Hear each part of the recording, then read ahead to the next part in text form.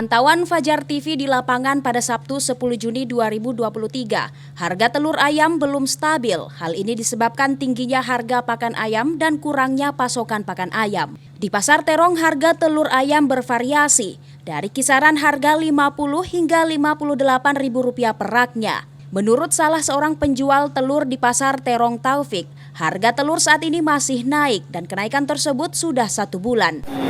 Naik harganya nih kalau masih naik harganya. Biasa pakan mahal atau memang barangnya kurang. Sudah agak lama. Satu bulanan. Ya, kurang lebih. Sementara itu penjual lainnya, SAR mengungkapkan hal sebaliknya bahwa telur saat ini sudah turun. Dari harga sebelumnya Rp60.000 turun menjadi Rp56 hingga Rp58.000 per raknya. Namun ia tak memungkiri, meskipun harga telur yang sudah turun, omset penjualan belum mengalami peningkatan karena kurangnya kegiatan besar. Turun sedikit ya. Jadi dari harga sebelumnya Bu berapa?